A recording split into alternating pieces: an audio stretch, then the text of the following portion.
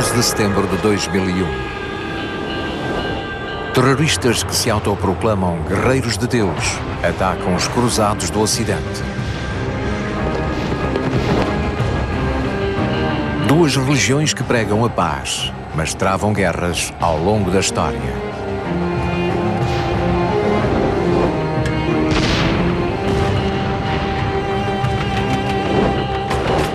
Épocas de confrontos e outras de colaboração. Povos e poderes que lutam em nome de Deus, mas que combatem pela supremacia no mundo.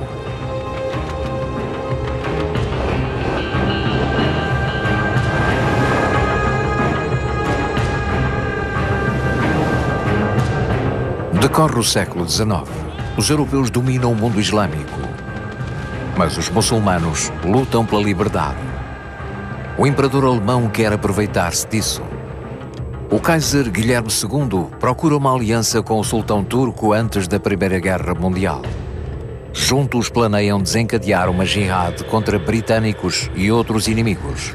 Uma guerra santa em nome de Allah e do Kaiser.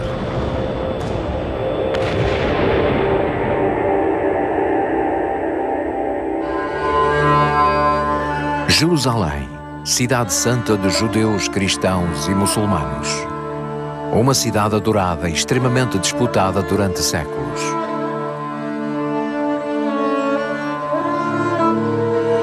Na Idade Média, imperadores cristãos e governantes islâmicos travaram batalhas pelo domínio dos lugares sagrados. Após as cruzadas, Jerusalém passou a integrar o mundo islâmico.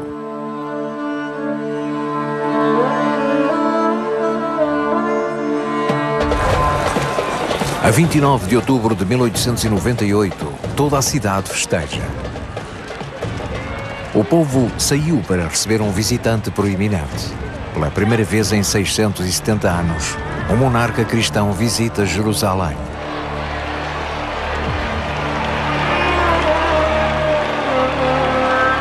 O Kaiser Guilherme II veio cá por ser amigo dos muçulmanos. É um peregrino e não um cruzado. O imperador alemão é bem visto no Médio Oriente. Ao invés de britânicos e franceses, não conquistou nenhuma região do mundo islâmico. Veio a Jerusalém à inauguração oficial da recém-construída Igreja do Redentor.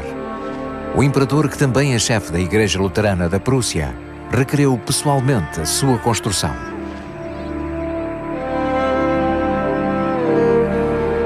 Mas é o próprio povo muçulmano que deixa nele a impressão mais forte. O imperador fica fascinado e vê o mundo muçulmano e seu povo revelarem-se no seu melhor. Diz o Kaiser que se não fosse cristão, seria muçulmano. A visita de Guilherme II é politicamente sensível. No final do século XIX, muitos muçulmanos anseiam por opor-se à supremacia europeia. Santos guerreiros desafiam o mais poderoso império da época, o britânico.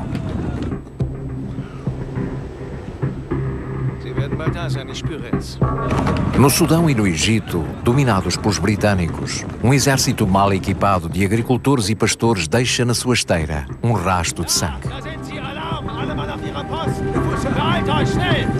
The rebellion was definitely couched in Islamist terms, specifically as a kind of modest millenarian revolt against European infidels. Os rebeldes chegam a Khartoum, sede do governo britânico do Alto Nilo.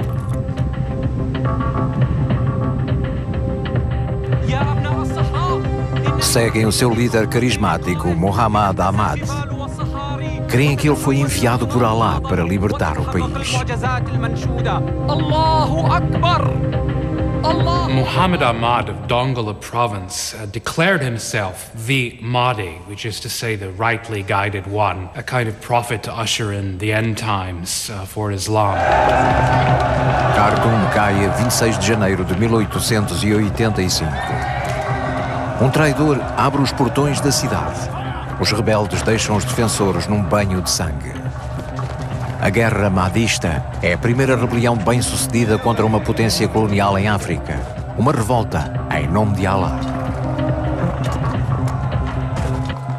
The rebellion was obviously seen as a serious threat to British imperial authority. There was also a strategic dimension, which was, of course, that the British Empire in particular ruled over many millions of Muslim subjects. No final do século XIX, 100 milhões de muçulmanos, um terço da população mundial de muçulmanos, vive no Império Britânico. O maior império que jamais existiu. Se a revolta mahdista alastrar, o gigante imperial correrá grande perigo.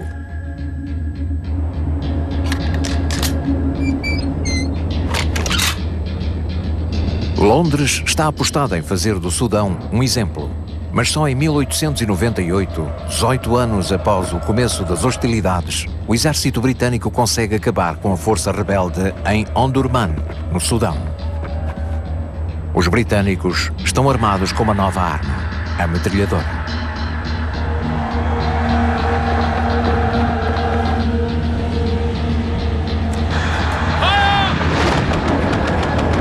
São mortos 10 mil combatentes muçulmanos em 5 horas. Os britânicos perdem 500. A carnificina põe cobro à revolta dos santos guerreiros. Embora o exército britânico derrote a rebelião mahdista, o episódio mostra que género de forças se podem desencadear em nome de Allah. O exército mahdista capaz de desafiar a morte choca os britânicos. O que aconteceria ao Império Britânico se os guerreiros de Deus tivessem acesso a armamento moderno?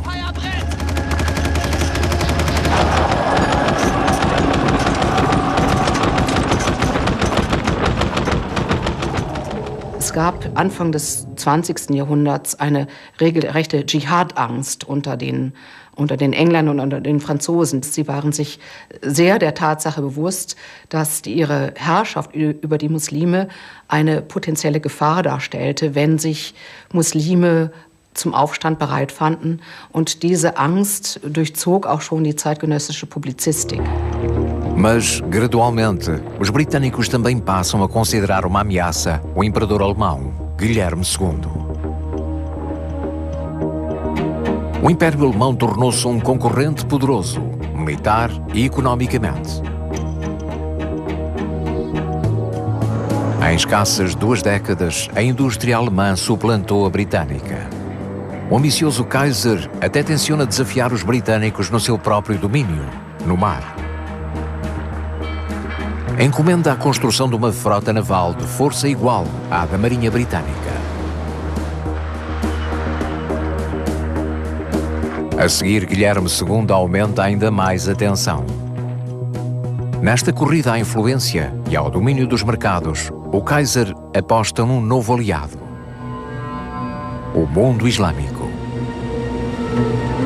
Poucas semanas depois dos britânicos derrotarem os rebeldes no Sudão, Guilherme II embarca numa viagem espetacular. Ela leva-o à corte do sultão de Constantinopla.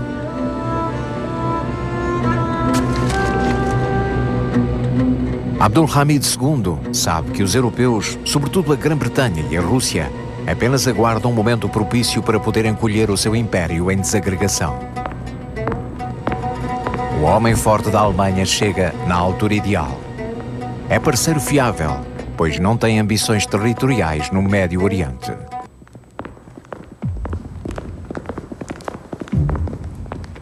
Ich erbiete dem Sultan und Kalifen meinen Gruß. Seid willkommen. Der Besuch des deutschen Kaisers ist für mich und das osmanische Volk eine große... O sultão e os otomanos consideram a visita do Kaiser uma grande honra. Ele trouxe ofrendas, incluindo uma carabina moderna de fabrico alemão. Wir werden unser gesamtes Heer damit ausstatten. Ich zeige es euch. Ein Mausergewehr, ein Karabiner. A nova carabina Mauser permite que um soldado competente efetue 15 disparos por minuto. Uma oferta simbólica, pois o Kaiser deseja uma aliança militar com o sultão. Seht euch doch bitte mal das Magazin an. Dieses Magazin fasst 5 Patronen. Der Verschluss ist eine Neuentwicklung. Já há algum tempo que os alemães ajudam o exército otomano a modernizar-se. Auf wen oder was überlasse ich euch.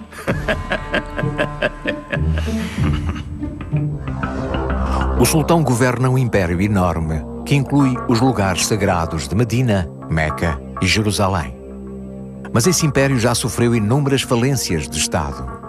Na Europa já se fala no doente do Bósforo.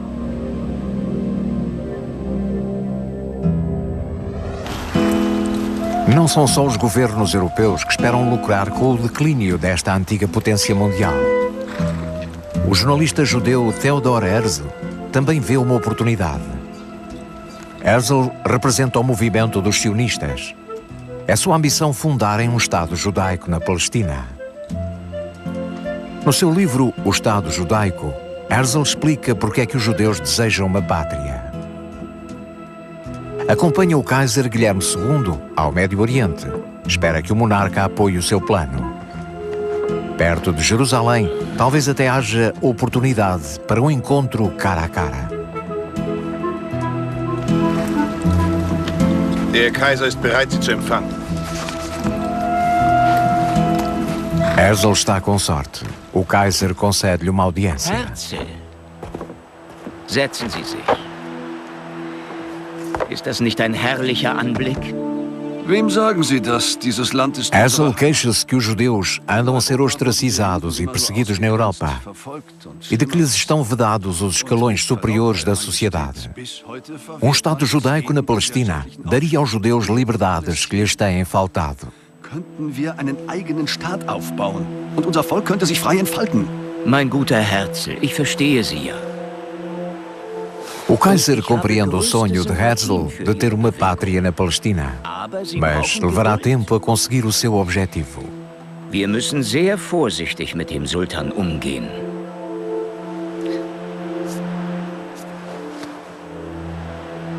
Herzl hoped, that is, to use the Kaiser's influence in the Ottoman Empire with Sultan Abdulhamid II. The ultimate decision was that of the Sultan, not the Kaiser, and he essentially chose not to endorse Herzl's project. O Kaiser atribui ao Estado judaico uma importância secundária. Resolve apoiar o sultão. Ja, mein Lieber, was kann ich für Sie tun? E prossegue a viagem até Damasco. Numa festiva recepção no palácio do governador turco, o Kaiser profere palavras que virão nos cabeçalhos internacionais.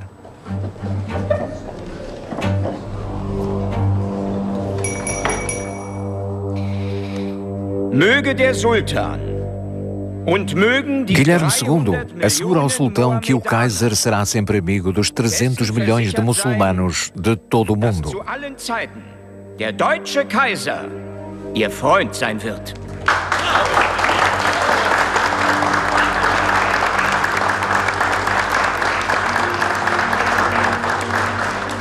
So the Kaiser was, in a sense, almost interfering in the affairs of these rival powers, making a claim, that is, that Germany had a preferential or proprietary interest in the affairs of these Muslims, could not help but excite the fears and anxieties of these other powers. Veio representar a presença alemã no Médio Oriente, num grandioso caminho de ferro, a linha de Bagdá. A imprensa alemã louva a sua construção no seio do Império Otomano, chamando-lhe gesto de classe mundial. Com mais de 1.900 quilómetros, atravessa montanhas e desertos escaldantes. É o maior investimento do Império Alemão no estrangeiro.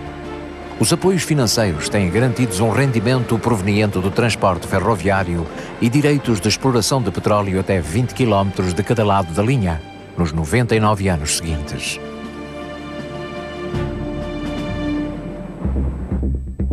A linha liga Constantinopla a Bagdá. Uma segunda linha segue para sul, via Damasco, até Medina. Mas a ideia de que o caminho de ferro do Kaiser possa um dia transportar armas alemãs até à fronteira do Egito causa preocupações em Londres.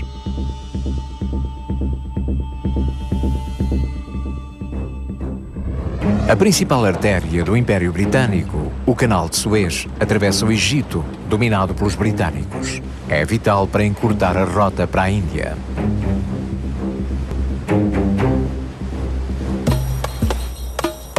No Cairo, durante os anos de intensa rivalidade entre alemães e britânicos, um homem de colónia com quase 40 anos torna-se fulcro das conversas.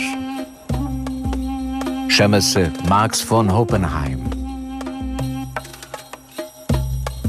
Descende de uma dinastia de banqueiros muito conhecida e tem dinheiro suficiente para se dedicar à sua paixão, a cultura oriental.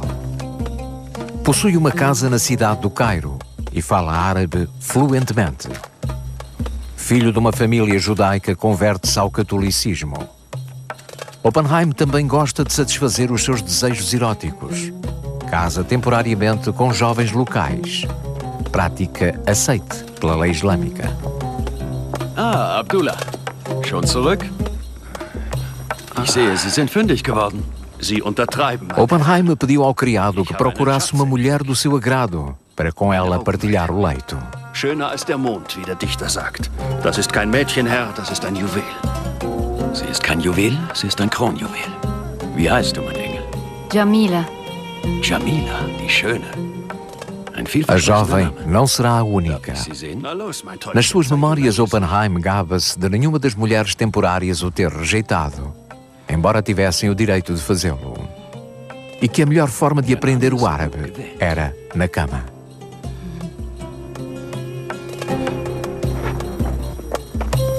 Mas este admirador apaixonado também é um alemão patriota.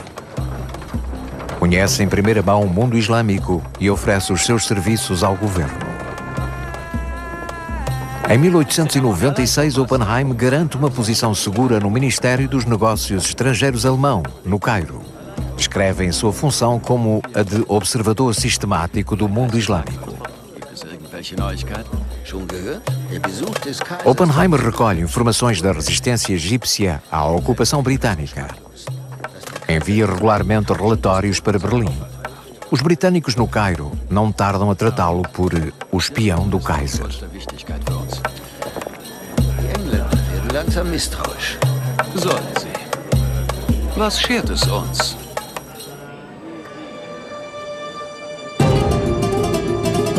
As duas potências, os impérios britânico e alemão, também competem no campo das ciências.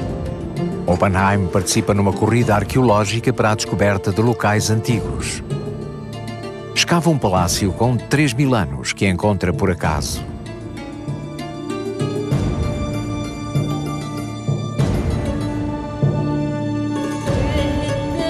Em 1912, Oppenheim visita um grupo de arqueólogos britânicos que trabalham numa escavação a poucos dias do Cairo. Até essa altura, os alemães só se tinham interessado pelas escavações de outrem. Agora estão eles mesmos no deserto, em competição com os britânicos. Oppenheim trava conhecimento com um arqueólogo ainda novo chamado Thomas Edward Lawrence. Com 21 anos e muito talento, formado por Oxford, viajou até ao Médio Oriente por sua própria iniciativa. É um entusiasta parecido com Oppenheim.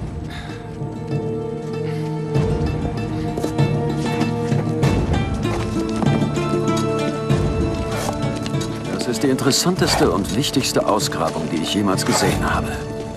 Mein lieber Lawrence. Com um toque de ironia, Lawrence descreve posteriormente o encontro com o Barão de Colónia, 30 anos mais velho. Mas tem respeito por ele, tanto como arqueólogo, como autor de um livro admirável sobre os beduínos. Ambos estão fascinados pelo Oriente e optaram por carreiras que lhes permitem viver na Arábia.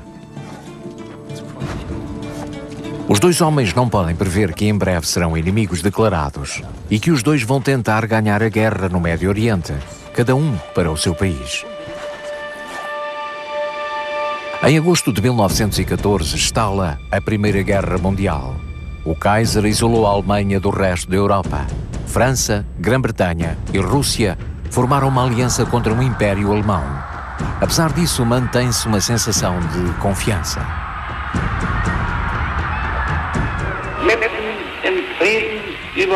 O inimigo atacou-nos em tempo de paz. Temos de pegar em armas. Qualquer indecisão ou hesitação seria uma traição à pátria-mãe.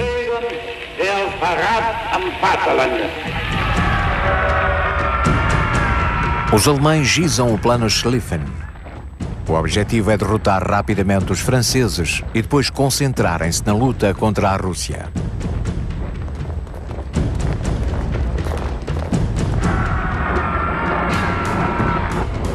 Mas na Batalha de Marne, os franceses sustêm o avanço alemão. Ao fim de poucas semanas, o exército vê-se confinado às trincheiras. Até no alto comando do exército percebem que a guerra vai ser longa e arrastada, o que poderá facilmente esvaziar os recursos alemães. Mas o Kaiser convenceu-se de que tem outro trunfo na manga.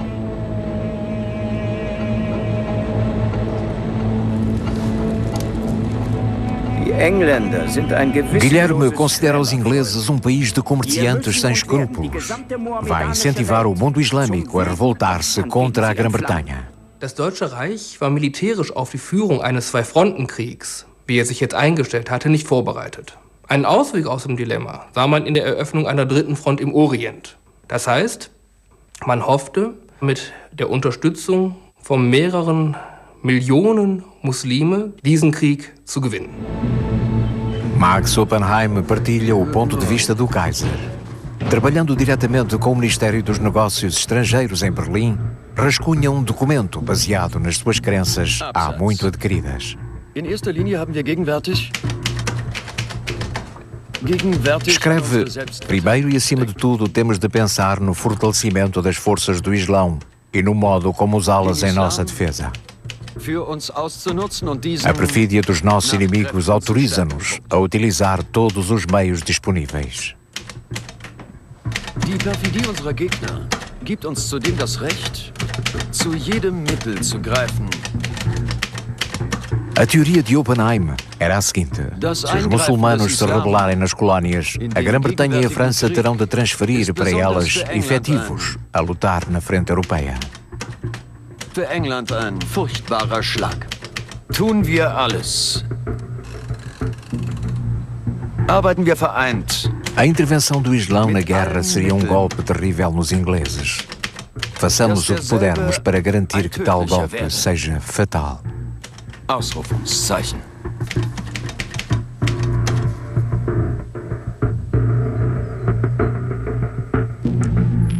O artigo de Oppenheim, levar à revolução as colónias islâmicas dos nossos inimigos, fala de uma revolta islâmica global. Se o sultão de Constantinopla declarasse uma jihad, seguir-se-lhes iam os muçulmanos da Índia e de Marrocos. Teriam de assassinar políticos inimigos, contrabandear armas para a Índia, incendiar os campos petrolíferos de Baku, no Azerbaijão, e colocar minas no canal de Suez. Oppenheim sabe que uma guerra santa é muito cara. O seu artigo chega ao Kaiser em outubro de 1914. Ordenam a Oppenheim que estabeleça uma agência destinada a dirigir a Guerra Santa a partir de Berlim. Para o plano resultar, os turcos terão de cooperar, mas, em Constantinopla, generais do exército tomaram o poder com um golpe de Estado. O seu líder é Enver Pasha, de 33 anos. O sultão Mohammed Reshad é um político fantoche.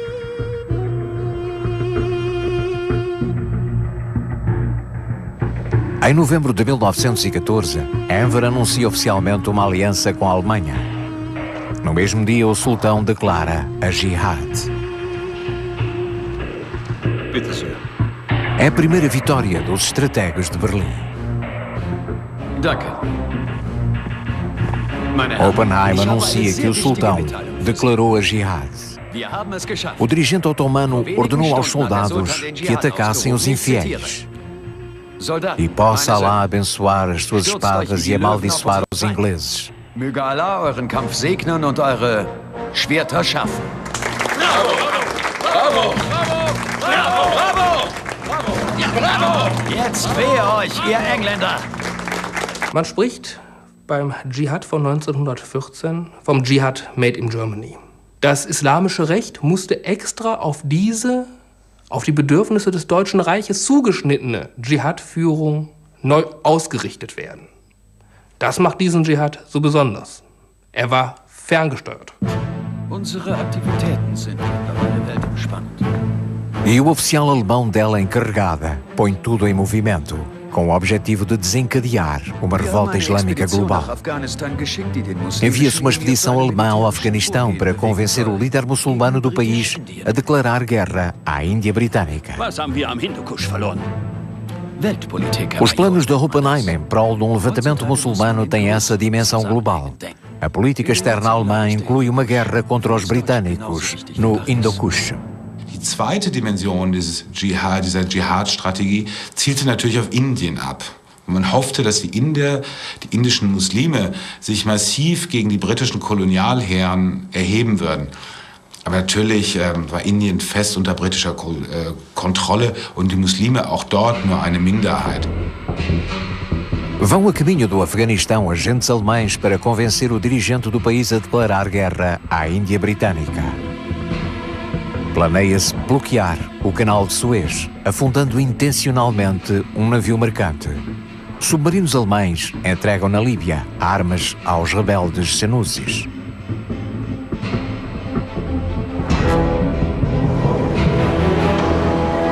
Também a Pérsia integra a estratégia da Jihad alemã. Já é importante fornecedora de petróleo aos países ocidentais. Na Primeira Guerra Mundial, a maioria dos navios britânicos consome gasóleo. Por isso, a Grã-Bretanha subjugou o sul da Pérsia ao seu domínio. O oleoduto da companhia anglo-persa estende-se por centenas de quilómetros no deserto. É o alvo ideal. Um bando heterogêneo, incluindo oficiais alemães, soldados turcos e indígenas que se opõem ao domínio britânico, fazem explodir o oleoduto ao longo de quase 20 quilómetros.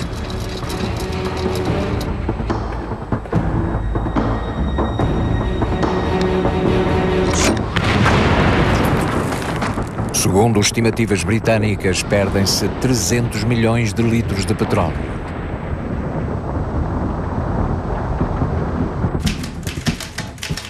Em 1915 trabalham na agência da Jihad, em Berlim, mais de 60 pessoas, incluindo muçulmanos de todo o mundo. Imprimem panfletos incitando à revolta no mundo muçulmano. Das kommt eben aus der Druckerei.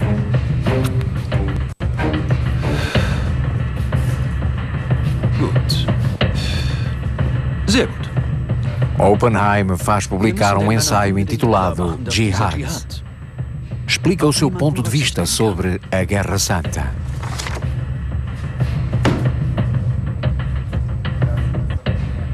Oppenheim's conception of it, which was then spread by the German Foreign Office and its agents, was a specifically targeted holy war against the members of the Entente powers and their colonies, particularly targeting civilians. This was an original contribution, one might say, to the doctrine of jihad. Prisioneiros de guerra muçulmanos são treinados a cometer ações de terrorismo e sabotagem de instalações civis. Oppenheim acolhe-os num acampamento perto de Berlim, que inclui uma mesquita para clérigos otomanos lhes ensinarem a doutrina.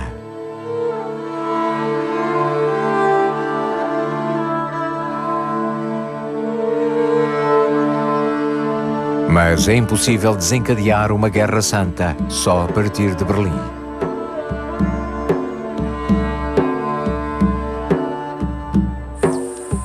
Oppenheim vai a Constantinopla encontrar-se com um homem de grande autoridade no mundo muçulmano. Ele desempenhará um papel fulcral no plano de Oppenheim. É Faisal, o filho do xerife de Meca. Faisal entstammte der vielleicht einflussreichsten arabischen Familie, der Haschemitenfamilie, die die Herrscher über die heiligen Stätten in Mekka und Medina waren und von daher einen riesigen Einfluss in der arabischen Welt besaßen. Aber wenn es uns gelingt, in Indien und in Ägypten Aufstände geben... Oppenheim espera que haja levantamentos populares contra os britânicos na Índia e no Egito. Quer que Faisal apoie a chamada Jihad do sultão otomano. Não tarda, os irmãos muçulmanos de Faisal hão de pegar em armas. Wäre das ein entscheidender Schritt.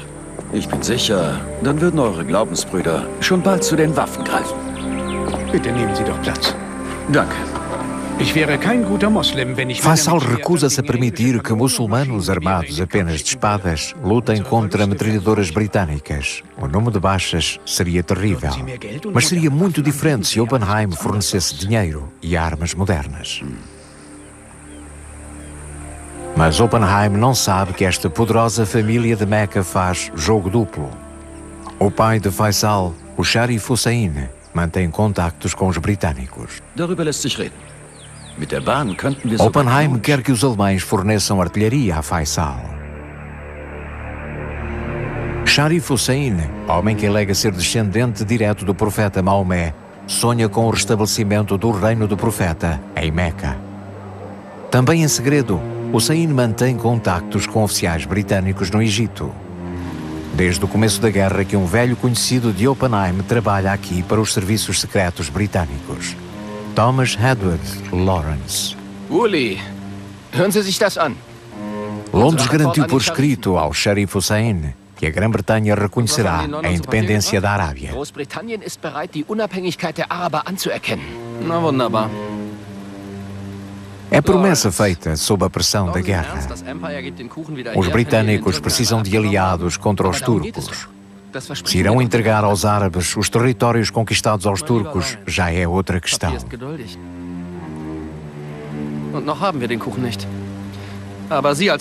Lawrence recebe ordem para lidar com o levantamento árabe. Ele e Oppenheim são agora adversários diretos na luta pelo destino da Arábia. Und nehmen Sie einen Koffer Geld mit.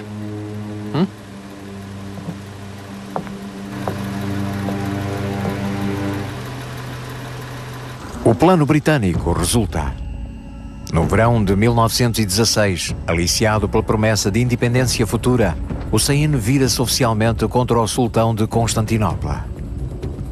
Combatentes árabes destroem a guarnição turca em Meca, mas decidem não levar a cabo mais ações militares.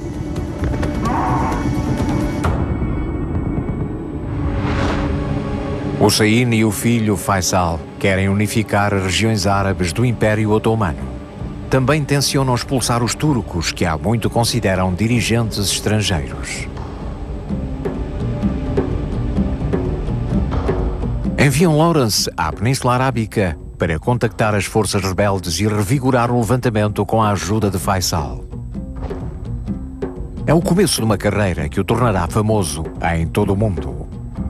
No deserto conhece um homem que um ano antes colaborara com Oppenheim.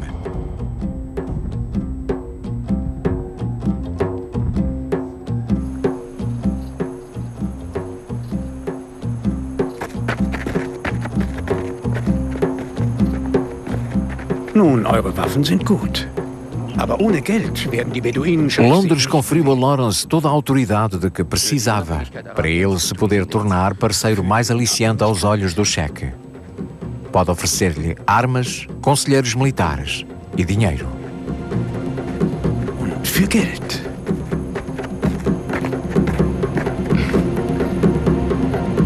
Wie viel?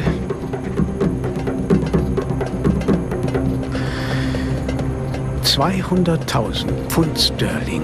Jeden Monat, solange der Krieg dauert. Os britânicos estão dispostos a financiar um levantamento árabe. Das ist viel Geld.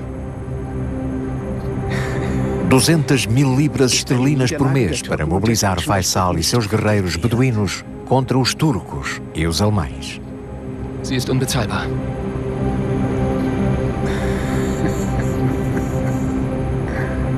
Wenn es dann hart auf hart kommt, sind andere Interessen vorrangig als die der Religion. Und so war es im Ersten Weltkrieg auch. Es lag den arabischen Eliten die Frage der Unabhängigkeit, also eine politische Frage, sehr viel brennender auf der Seele als das Seelenheil in einem Paradies. Liberdade e dinheiro são mais importantes do que a Guerra Santa do Kaiser. Os árabes vão mesmo para a guerra, mas em apoio dos britânicos e contra turcos e alemães.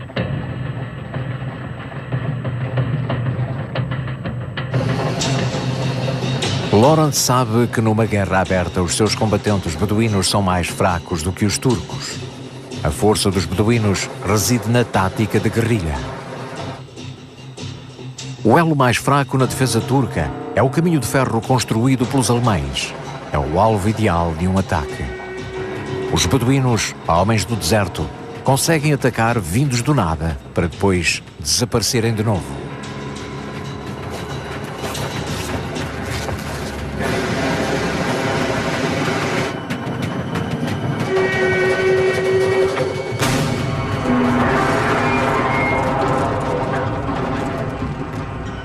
Lawrence aperfeiçoa as táticas de emboscada que destroem as linhas de abastecimento turcas.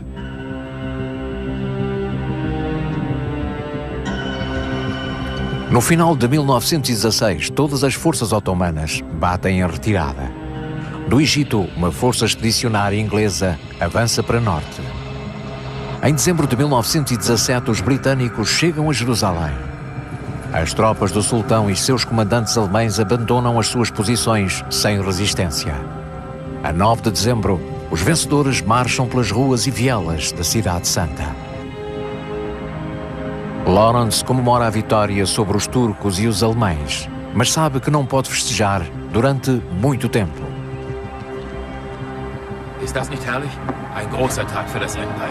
Informaram Lawrence de que o sonho da independência árabe não se concretizará. Die Deutschen haben zu wenig Geld, zu wenig Soldaten, zu wenig Personal, zu wenig geeignetes Personal, die Strategie vor Ort auch durchzusetzen. Das ist bei den Briten ganz anders. Sie haben scheinbar unendliche Mengen an Geld und sie sind sich auch nicht zu fein, Versprechen zu geben hinsichtlich der arabischen Unabhängigkeit, die sie von vornherein nicht halten wollen. Oppenheim é obrigado a reconhecer a derrota. Ich dachte, ich hätte den Arabern ein Ziel gegeben, für das es sich zu Pensara que tinha dado aos árabes um objetivo pelo qual valeria a pena lutar, mas apercebe-se de que os britânicos tinham uma estratégia mais inteligente. Alguns ainda esperam sair vitoriosos, mas Oppenheim percebe que a guerra no campo de batalha está perdida. A Jihad fabricada na Alemanha não passara de uma quimera. Wir sind völlig am Ende.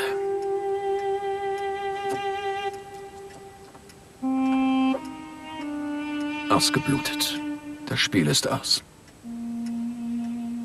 Die Dschihad-Strategie des Deutschen Reiches scheiterte in einer als eklatant zu bezeichnenden Art und Weise. Der Antikolonialismus, der demonstrativ zur Schau gestellt wurde, war nicht glaubhaft. Der Dschihad, von einer christlichen Macht geführt, war ganz überwiegend für Muslime nicht glaubhaft. Em novembro de 1918, a guerra, a mais assassina de todas até à data, termina. Em Londres e Paris, as pessoas comemoram a derrota dos alemães. O Kaiser é obrigado a abdicar. A revolta muçulmana por que ansiara nunca se concretizou.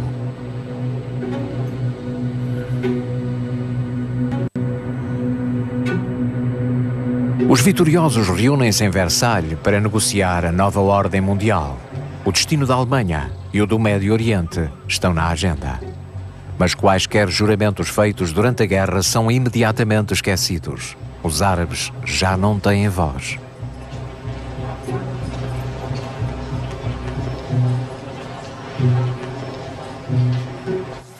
Conselheiro de Faisal, Lawrence tenta influenciar as negociações, mas fracassa. Em 1916, franceses e britânicos já tinham secretamente combinado retalhar o Império Otomano. Seguindo a tradição dos poderes coloniais, criaram uma série de novos países.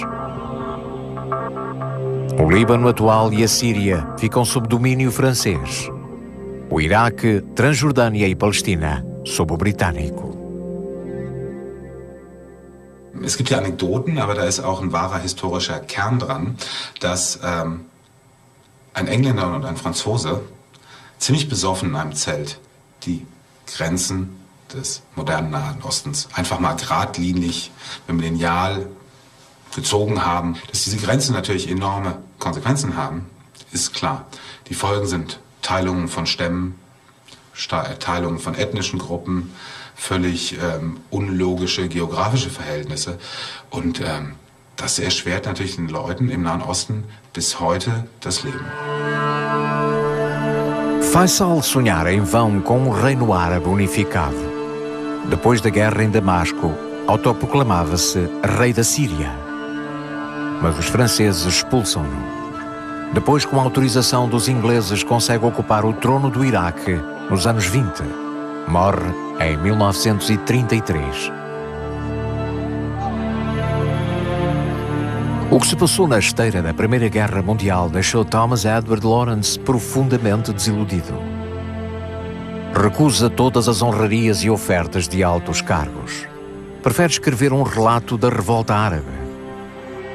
O livro Os Sete Pilares da Sabedoria tornam-no famoso em todo o mundo. Mas o autor leva uma vida de reclusão no sul da Inglaterra. Em 1935, Lawrence da Arábia morre com 47 anos, num acidente de moto.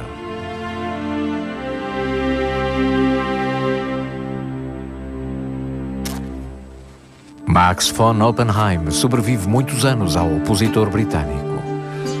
O homem que organizara a Guerra Santa fabricada na Alemanha sonhara com uma aliança germano-islâmica. Mas, cego pelo patriotismo, calculara mal a realidade.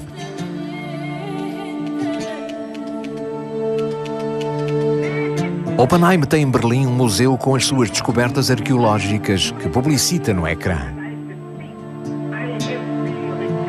Devido às suas ligações, o descendente de uma família judaica proeminente é poupado pela Alemanha nazi. Morre em 1946. Max von Oppenheim und T.A. Lawrence waren Patrioten ihrer Länder und überzeugte Imperialisten. Sowohl Engländer als auch Deutsche missbrauchten die arabische Bevölkerung für ihre imperialistische Politik. Uma Arábia unificada permanece um sonho por cumprir, embora as potências coloniais saiam em grande parte do Médio Oriente nos anos 30 e 40.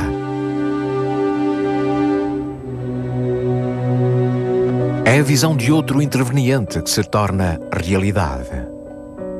O sonho de um Estado judaico de Theodor Herzl começa a tomar forma após a Primeira Guerra Mundial. A Palestina torna-se protetorado britânico. Os britânicos concordam em apoiar um futuro Estado judaico que não viola os direitos dos não-judeus.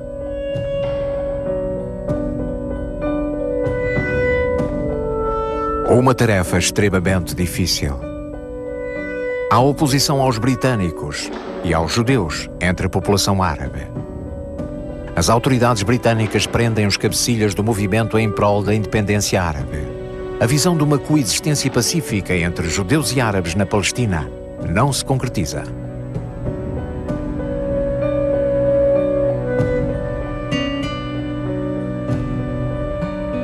Em meados dos anos 30, a contestação popular conduz a uma guerra civil.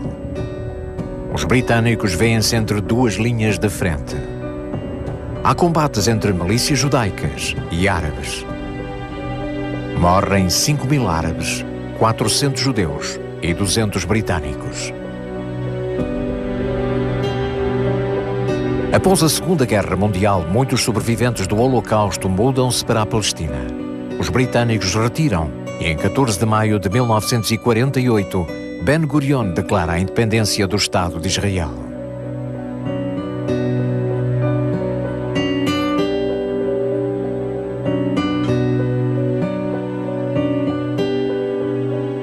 O jovem país tem de lutar pela sua independência. A fuga em massa de palestinianos, a expulsão de muitos deles e a inimizade de um certo número de Estados muçulmanos são uma permanente fonte de fricção. Hoje, a cidade santa de Jerusalém permanece no centro de um conflito que abarca muitas questões políticas, económicas e religiosas. É um ponto quente da política mundial que pode desencadear uma tempestade de fogo a qualquer instante.